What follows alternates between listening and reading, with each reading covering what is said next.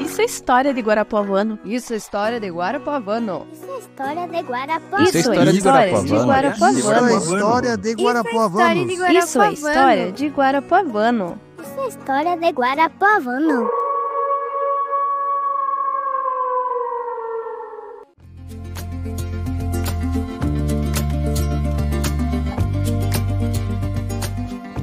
Olá!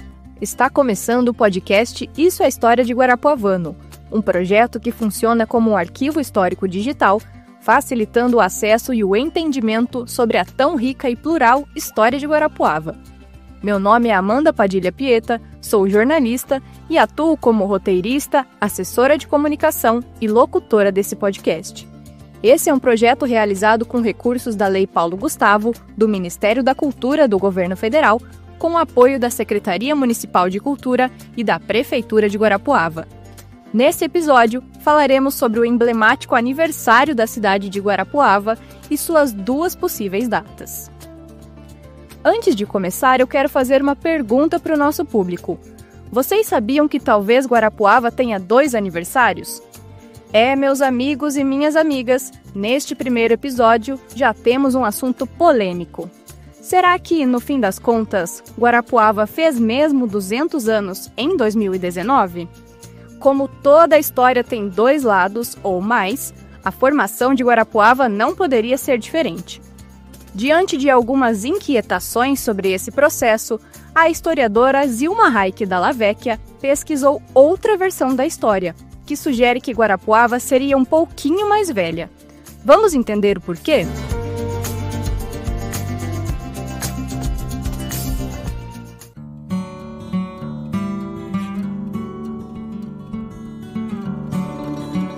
Então, professora Zilma, a senhora realizou essa pesquisa, a respeito da história dessa fundação da freguesia de Nossa Senhora de Belém. A senhora pode compartilhar, então, com a gente o que foi essa pesquisa e quais as novas fontes que você encontrou? Bom, primeiro quero agradecer para vocês a oportunidade de estar aqui, Eu vivi tantos anos nessa faculdade, na época que era faculdade, eles chamavam até de faculdade de isolados, apesar que a FAPIG nunca foi uma faculdade isolada, ela sempre esteve se inteirando com o resto das instituições de ensino superior, E eu também trabalhei, assim, eu e todos os pessoal que estavam aqui na época, trabalhamos, assim, intensamente, nessa transformação de uma faculdade para uma universidade. Então é muito bom voltar aqui e nos lugares onde a gente foi professora durante tanto tempo. Bom, deixa eu te dizer primeiro o seguinte, que enquanto professora mesmo aqui de história, no curso de história, eu não me aprofundei muito com relação ao estudo assim da história, dos primórdios da história de Guarapuava. Só que eu sempre me intrigava a escolha do 9 de dezembro para dia do aniversário de Guarapuava. Até que eu peguei e escrevi um artigo em 1986, que foi gravado no jornal Gazeta de Guarapuava. Tudo eu pus assim, 9 de dezembro, por quê? Sabe, já estava na minha cabeça assim, mas por que escolher essa data? Mas naquela época eu cheguei à conclusão de que foi a influência do Padre Chagas e deixei por isso, nunca mais mexi com essa questão.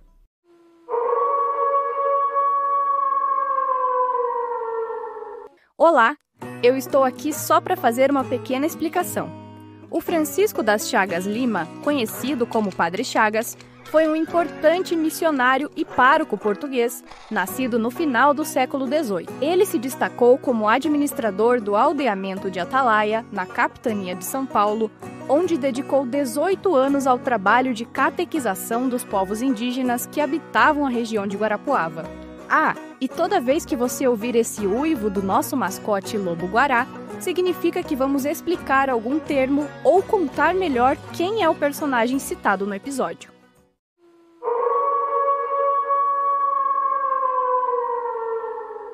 Mas, em 2009, o prefeito de Guarapuava, o Fernando Carli, ele me convidou para ser vice-presidente da comissão que iria organizar os 200 anos da chegada da Real Expedição do Diogo Pinto de Azevedo a Portugal de 1810.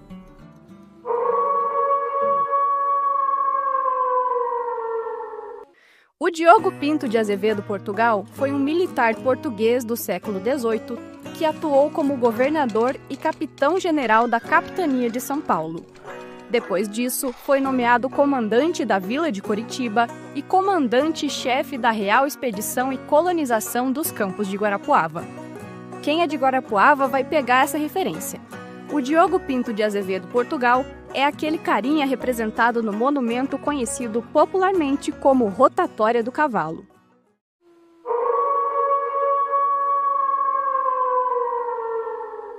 A partir daí, então, nós começamos bem antes de 2010, né? Mas a partir daí, a presidente era a Julita, e eu comecei de estudar mais, instigada por ela, até pelo Armando Locheski, e dali então se tornou assim a obsessão, a obsessão da minha vida, mas vamos dizer assim, meu interesse especial a respeito desse período, dessa chegada assim da expedição, né? Então, busquei o Arquivo de São Paulo, estive no Arquivo de São Paulo, no Metropolitano também, por causa do Padre Chagas. O próprio governo do Fernando Carli, ele mandou uns funcionários da prefeitura até o Rio de Janeiro atrás de documentação. E veio muita coisa, sabe? Nós temos muita coisa. Arquivo do Paraná, peguei todos os documentos a partir de 1853, onde se referia a Guarapuava. Eu fui buscar arquivo da Catedral Nossa Senhora de Belém, o arquivo histórico, tem muita coisa, eles têm documentos desde 1809, quando eles estavam vindo ainda, registros de casamentos, batizados e óbitos, e muita coisa escrita também, muito documento bom. Que mais? Da Câmara Municipal. Então fui indo, assim, sabe, procurando cá e lá, e juntando toda essa documentação, e me interessei também pela construção da igreja mesmo, né? Da igreja e do templo, no caso, né? E dali em diante eu fiquei apaixonada por esse período da história e estou trabalhando desde então. E quando você fala novas fontes, eu diria melhor que não são novas. Elas não são novas, elas estão lá desde o dia da sua produção. Tanto que o livro do Martins Franco tem a minha idade, foi escrito em 1943. É o Conquista Pacífica de Guarapuava, é de 1951. Tem escritos do Romário Martins, são muito antigos, né? Então não são fontes novas.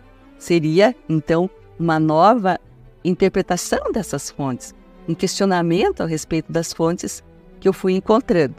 Mas com relação a isso, eu posso dizer assim, para mim, a minha interpretação, a minha verdade com relação, né, à fundação de Guarapuava, 9 de dezembro, não é o dia da fundação de Guarapuava. E o que a senhora encontrou aí nesses documentos que contesta, então, esse 9 de dezembro? Eu contesto os documentos. Isso, a sua interpretação. Eu que contesto. A partir desses documentos. Então é o seguinte, veja bem.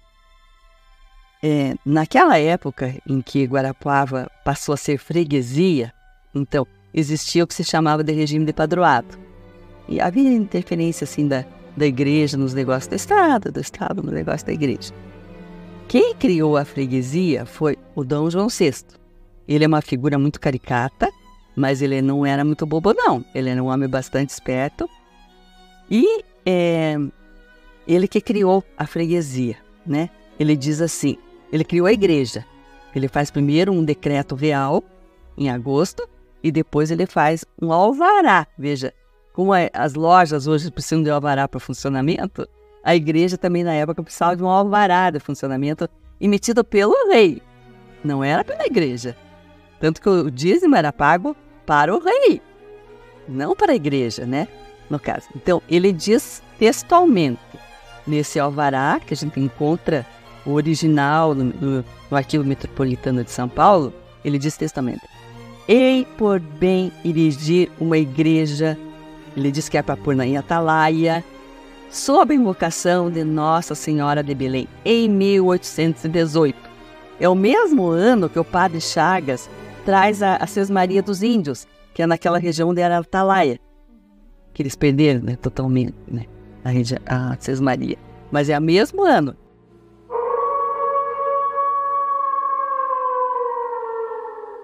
As sesmarias eram concessões de terras feitas pela coroa portuguesa a indivíduos que se comprometiam a cultivar ou povoar o espaço. Esse sistema foi amplamente utilizado durante o período colonial no Brasil, sendo uma estratégia para estimular a colonização e o desenvolvimento agrícola. Os beneficiários, chamados sesmeiros, deveriam explorar economicamente esses lotes. E caso não cumprissem as condições estabelecidas, podiam perder a posse da terra, que retornaria ao controle da coroa.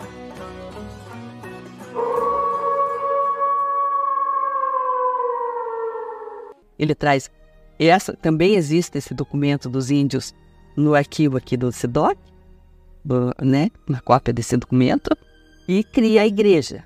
Muito bem. A partir do momento que ele cria a igreja, ele cria uma freguesia.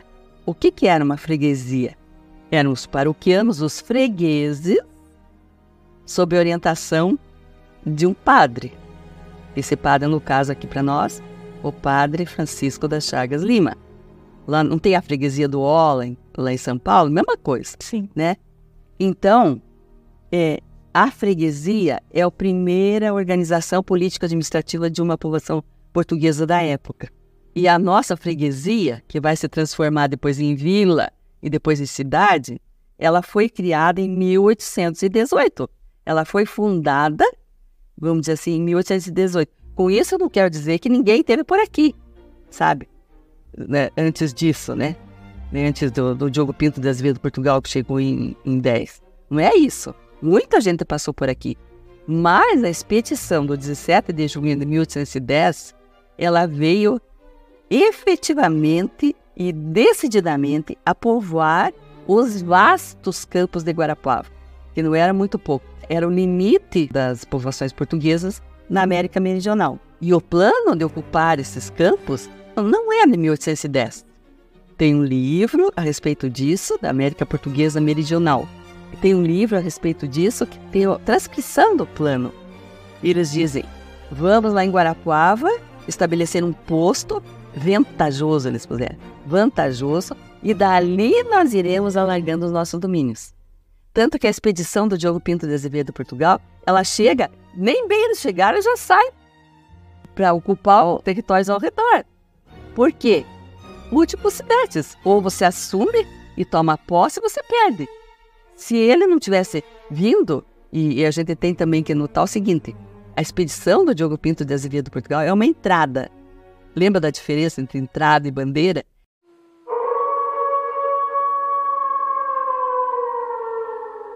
As entradas eram expedições organizadas pelo governo colonial com o objetivo de explorar território, mapear e identificar recursos naturais.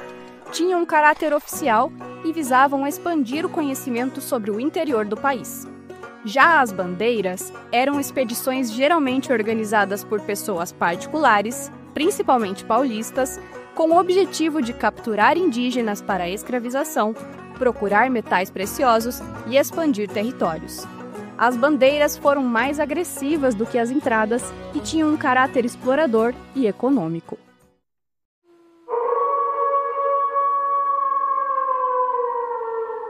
A expedição do Diogo Pinto de Azevedo Portugal é uma entrada. Ela é oficial. Ela foi decretada por um plano econômico, religioso, político, social, o que você quiser. Mas é um plano pré-estabelecido. Exato. Tanto que levaram meses, vieram várias pessoas, né? Totalmente planejado.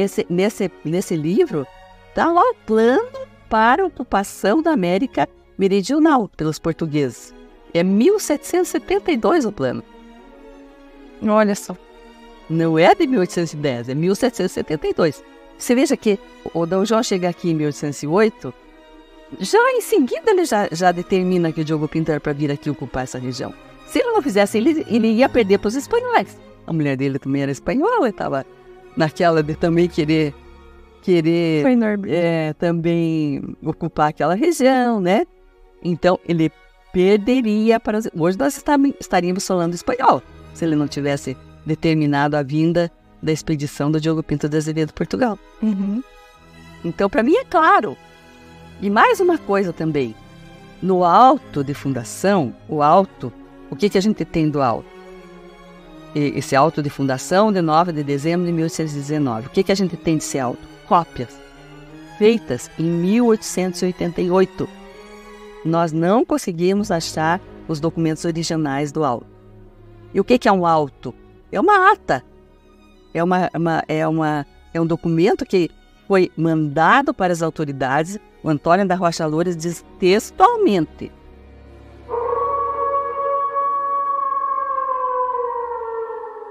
Antônio da Rocha Loures foi um dos pioneiros na colonização dos Campos de Guarapuava, região situada no atual estado do Paraná.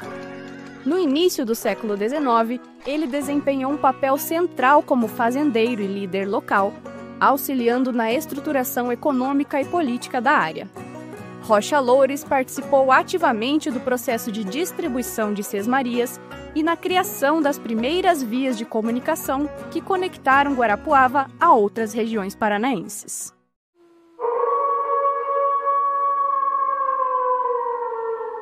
O Antônio da Rocha Loures diz textualmente: ele iria voltar para Atalaia, só ficou aqui no dia 9 de dezembro com só o padre, esperando a autorização, autoridades competentes no caso, né, para que a gente traga o trem real de Atalaia para cá. E onde que era que o padre quis ficar? Na Sesmaria do Diogo Pinto de Azevedo, Portugal. O padre era muito esperto. Era muito esperto, danado. E aí que começa, então, as certas divergências entre eles, ou vem de antes? Não, vem de antes.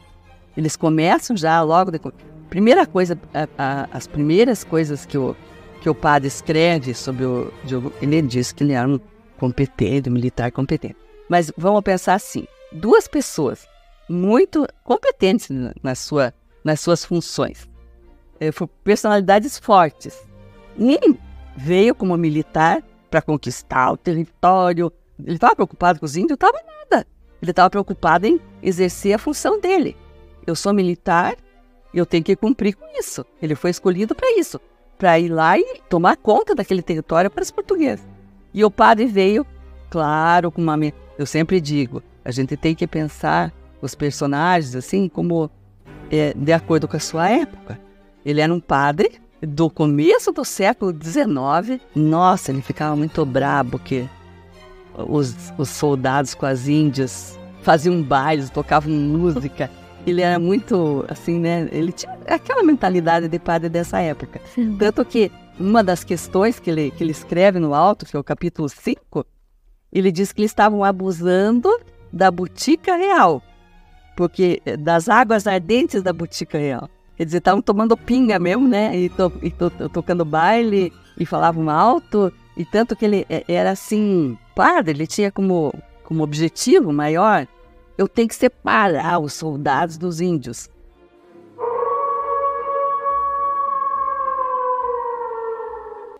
O uso dos termos índios e indígenas passou por uma mudança significativa ao longo do tempo. Índio é um termo amplamente utilizado desde o período colonial, originado do erro dos primeiros navegadores que acreditavam ter chegado às Índias. Por muitos anos foi o termo oficial para se referir aos povos originários do continente americano. Já o termo indígena nasce com o avanço dos estudos antropológicos e o reconhecimento das diversas identidades culturais. O termo indígenas, portanto, tornou-se preferido, sendo considerado mais apropriado e respeitoso. Ele reflete a pluralidade dos povos originários e suas distintas culturas, enfatizando sua ancestralidade e conexão com a terra.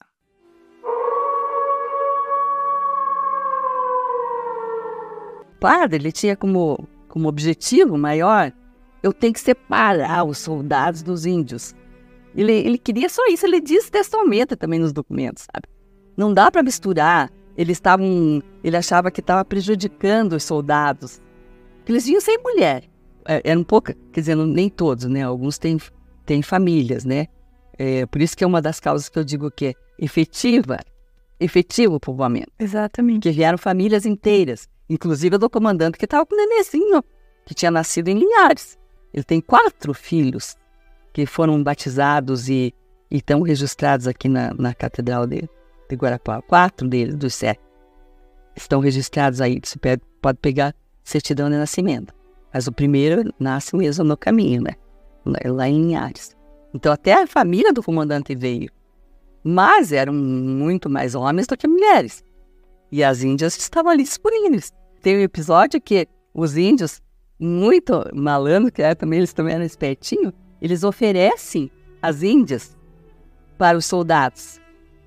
E o padre Chagas, de jeito nenhum. E um deles até vai para a Índia, acho que foi morto até depois do rapaz.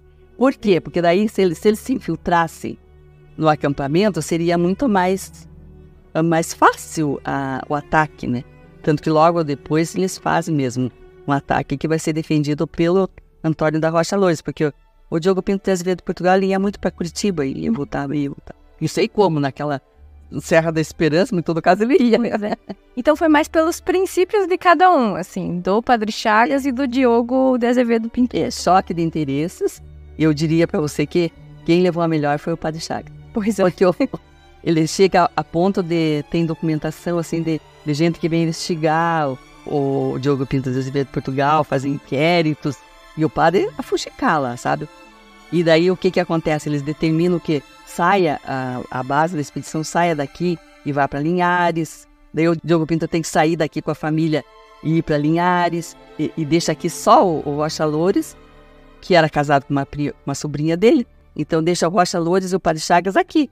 Mas a base da expedição, dessa expedição de conquista, ela sai de Guarapuava. Parece que é 1816. Não sei precisar bem, mas é isso aí. E vai para Linhares.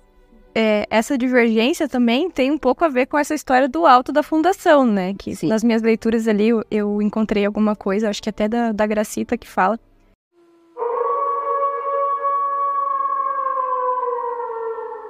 Gracita Gruber Marcondes foi uma historiadora e escritora brasileira do século XX, conhecida por suas pesquisas sobre a história do Paraná. Sua principal obra, História dos Campos de Guarapuava, é uma referência na documentação das expedições de colonização e na vida das populações indígenas locais. O trabalho de Gracita é reconhecido pela riqueza de detalhes e pelo cuidado na preservação das narrativas orais, contribuindo significativamente para o entendimento do processo histórico da região.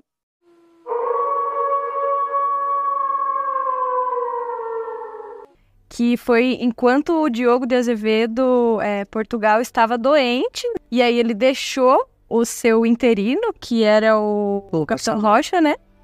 E aí ele com o Padre Chagas é que acabam decidindo ali que vai ser vamos fazer esse documento, que é o alto, né, da fundação da... E mais uma coisa também, veja bem, também com relação ao local, porque eles começaram a construir no Pontão das Estacadas, é como quem vai aqui para Laranjeiras do Sul. Eles começaram, que o Diogo Pinto de Azevedo queria lá, porque eles queriam levar todo mundo, né, para Atalaia para lá. E ele não quis. O Diogo Pinto de Azevedo de Portugal queria no Pontão das Estacadas e o Padre Chagas queria mais para o lugar aqui. E outra coisa também, ele se afasta bastante e deixa meio por conta. E o padre vai, que os dois estão em São Paulo, sabe? Em 1818. O Diogo Pinto de Azevedo de Portugal está porque ele quer oficializar a sesmaria que ele ganhou, que era terra bastante. Era a única coisa que eles tinham para oferecer, que era um fim de mundo, né? Então, e o Padre Chagas está atrás da sesmaria para os índios e também da criação da igreja, que daí passava a ser uma povoação administrativamente dos portugueses. Então, ele se afasta muito. E o Padre Chagas com o Rocha Loures, pelo jeito o Rocha Loures era uma pessoa assim, muito eficiente, mas era manso, assim, sabe? E ele aceitava o que o padre determinava, pelo que a gente deduz, né? Uhum. Não sei dizer se era assim mesmo, mas parece que era. Professora Zilma, e entre as duas datas ali, qual você diria que é esse sentido histórico do dia 9 de dezembro de 1819 e do dia 17 de junho de 1810? Que diferença, assim, você diria que tem essas duas datas e quais os sentidos históricos que elas trazem pra gente agora, olhando, né? Então vamos lá, começar com o 17 de junho. Como eu te disse, 17 de junho de 1810 marca efetivamente e definitivamente a conquista e a povoação dos campos de Guarapuava. E Guarapuava é campos, é aqui onde é a cidade, era Foz do Iguaçu, era Pitanga, era Laranjeiras do Sul, era Prudentópolis, era tudo. Foz do Iguaçu, Campo Mourão, Pitanga, pro lado de cá, Prudentópolis, não o norte, né? Não o litoral também, que esse já estava conquistado. Então, o que é o 17 de junho? É o início da conquista e da povoação efetiva de tudo que representava de todos os campos de Guarapuava na época. A partir dali, eles vieram para ficar. Não era território de passagem, não era território só de chegar ali, como aconteceu ali no lugar do Pinhão, lá por um mar de fundação ali, sabe? Passou por aqui, passei por aqui, passou Cabeça de Vaca, passou tantos outros. Então, isso que é o 17 de junho para mim. A partir daí, essa região que compreendia os campos de Guarapuava passaram a ser dos portugueses. Bom, o 9 de dezembro, o documento do 9 de dezembro é extraordinário. Eles escreveram assim, é muito legal de ver, porque eles falam, primeiro ele diz que foi escolhido a Cismaria do Diogo Pinto, já para cutucar o adversário dele, né? Foi escolhida porque ali tinha belas águas, tinha pedra. Pode ver, Guarapuava é pedra e rio por aí, né? Riacho e riozinho, e é cheio de pedra. Lá onde é a Praça Cleve era uma lagoa, né? Que depois foi canalizada. Esses tempos deu uma enchente ali perto da Capitão Rocha. Então, belas águas, tinha pedra bastante para eles construírem. Era um lugar alto. E realmente alto, diz que nós não temos muito problema com água, assim, sabe? Pela localização que Guarapuava ficou.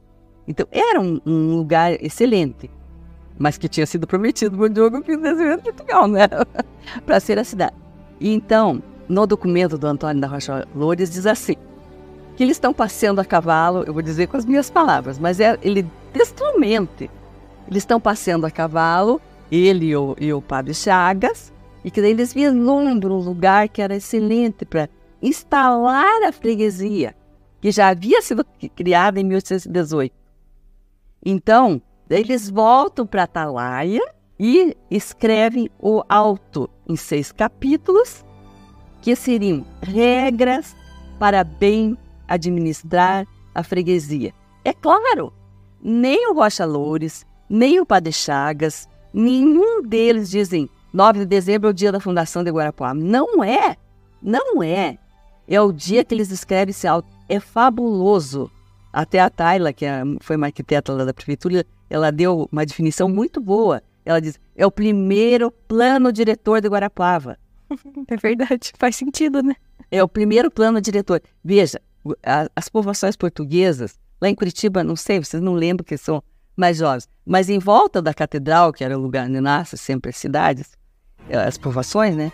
Elas são ruas sinuosas. O padre Chagas determina quadras de 100 metros. O nosso é tudo bem certinho, as quadras. Isso é uma coisa nova, é uma coisa fantástica. É um planejamento de uma cidade. As casas afastadas umas das outras, a parede de determinado tamanho de largura. Por quê? Porque não tinha luz elétrica. O que era? Lampião e vela.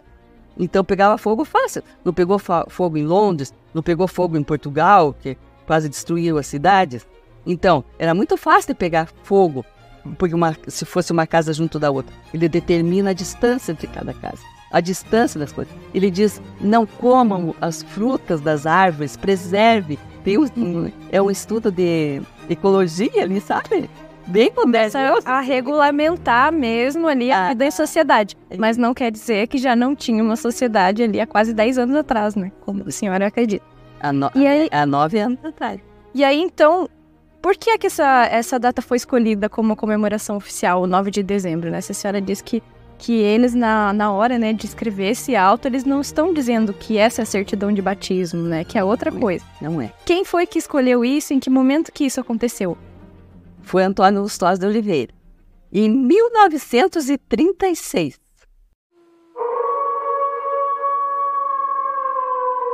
Antônio Lustosa de Oliveira foi um advogado e político brasileiro, nascido no início do século XX.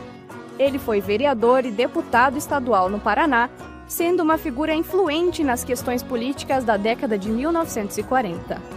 Também atuou na redistribuição das terras locais e no debate sobre as questões indígenas em um período de tensões sobre a expansão territorial.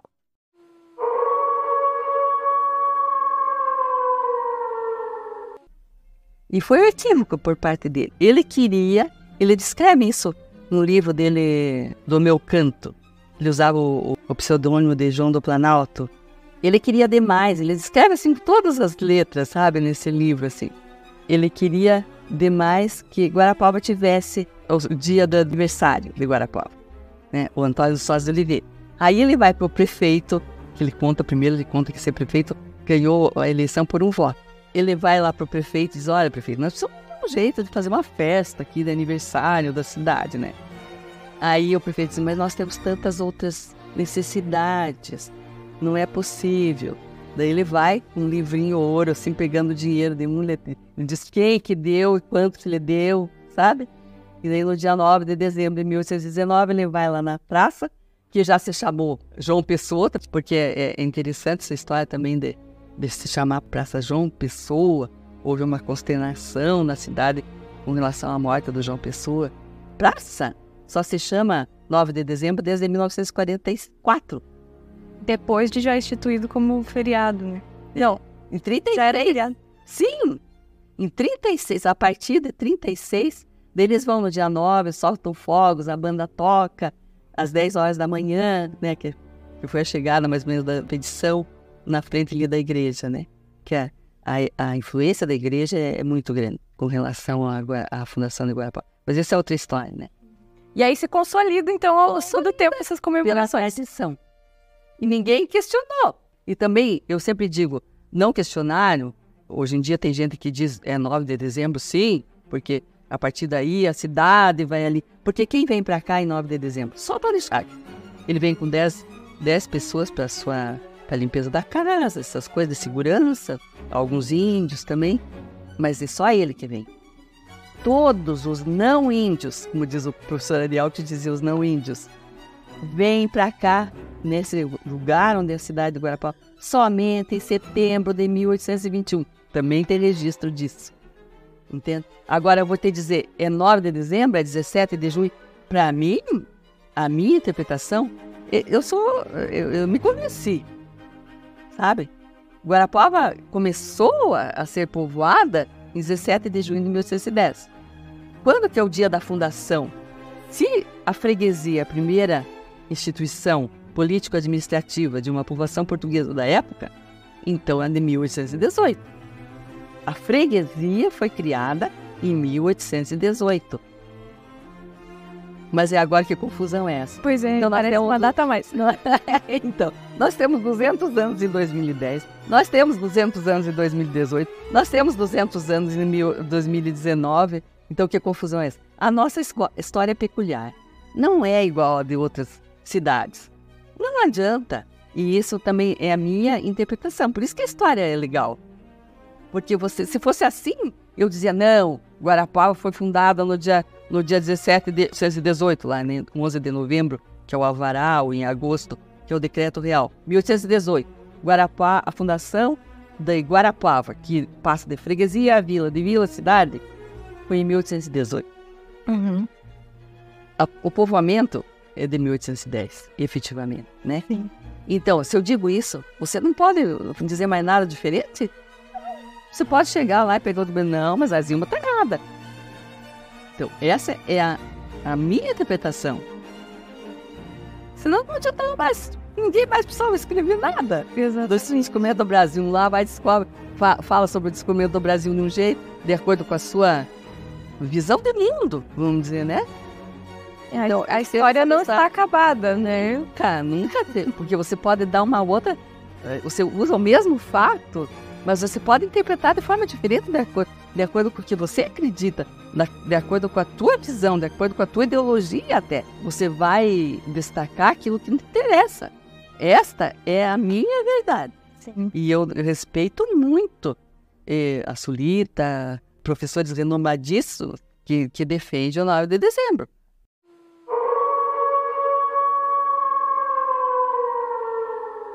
Alciole Terezinha Gruber de Abreu, conhecida como Sulita, foi uma escritora e historiadora de Guarapuava que se destacou por suas pesquisas sobre a história local. Ela ofereceu uma visão crítica sobre a data oficial de fundação da cidade, contestando a comemoração de 9 de dezembro de 1810, que foi marcada pela chegada da expedição de Diogo Pinto de Azevedo, Portugal. A Sulita argumentou que o verdadeiro marco de fundação deve considerar o início efetivo da colonização e a presença das comunidades indígenas, enfatizando a importância de reconhecer a contribuição dos povos originários na formação de Guarapuava.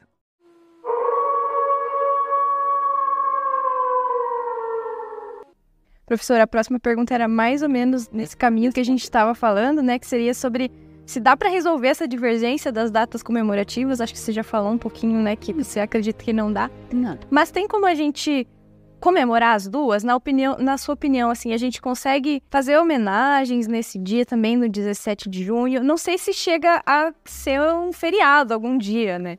Como é o 9 de dezembro, que já está consolidado. Mas, assim, como movimento de historiadores, do Instituto Histórico de Guarapuava, das pessoas que se interessam por essa história, é possível a gente trabalhar com as duas datas? Em que medida?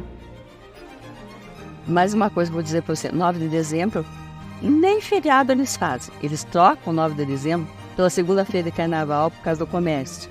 Ele se mistura com as festas de Natal. A Associação Comercial de Guarapuava, Industrial, eles conseguiram que esse 9 de dezembro não seja feriado.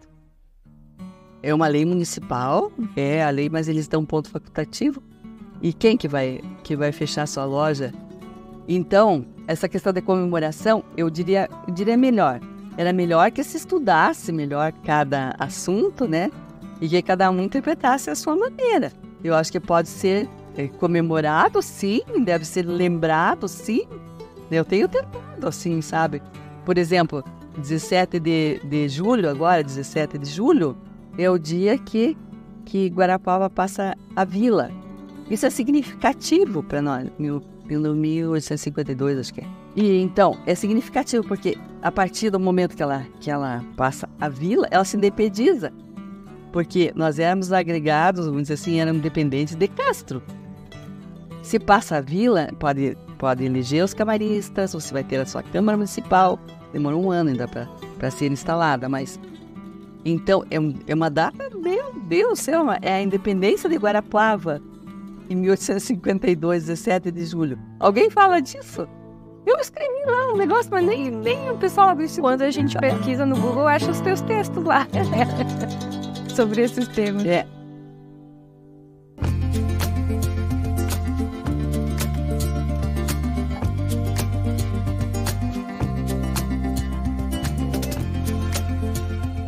Mas afinal, qual é o aniversário de Guarapuava, então?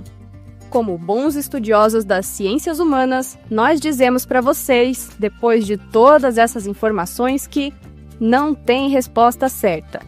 A história se faz de vestígios, narrativas, revisões e conexões com a atualidade, e, portanto, não podemos dizer com certeza se tudo isso que a gente falou aqui não vai mudar daqui a uns anos, com a descoberta de algum novo documento, por um jovem historiador interessado em estender ainda mais esse debate. Como escreveu a nossa convidada desse episódio, a professora Zilma Raik Dalla Vecchia, em um artigo sobre o aniversário da cidade, abre aspas, a história é dinâmica, não está pronta e acabada, fecha aspas. Na dúvida, pessoal, comemorem as duas datas que tá valendo.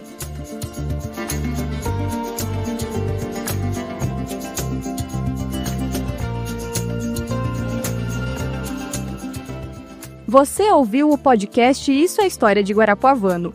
Nesse episódio, falamos sobre as duas datas de aniversário de Guarapuava, a oficial 9 de dezembro e a interpretação sobre o dia 17 de junho. Isso é História de Guarapuavano é uma produção que une história e jornalismo para que você conheça um pouco mais sobre o nosso município. Na direção, temos Rodolfo Grande Neto. O roteiro é de Amanda Padilha Pieta. Na produção, Michele Tupiche Barbosa e César Agenor Fernandes na edição. Na versão com Libras, temos Helenir Guerra como intérprete. Esse é um projeto realizado com recursos da Lei Paulo Gustavo, do Ministério da Cultura do Governo Federal, mediados pela Secretaria Municipal de Cultura e Prefeitura de Guarapuava. Agradecemos à equipe da Rádio T, que foi apoiadora na realização desse podcast. Obrigada pela sua companhia nesse episódio. No próximo, falaremos sobre as etnias indígenas que habitavam a região de Guarapuava antes e durante o processo de colonização portuguesa no local. Contamos com a sua audiência. Até mais!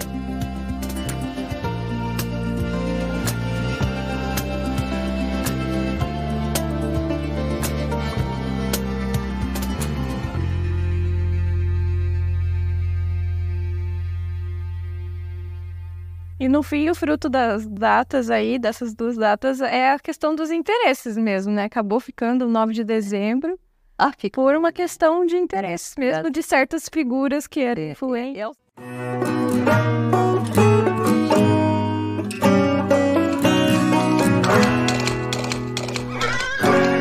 Isso é história de Guarapuavano. Isso é história de Guarapuavano. Isso é história de Guarapuavano. Isso é história de Guarapuavano. Isso é história de Guarapuavano.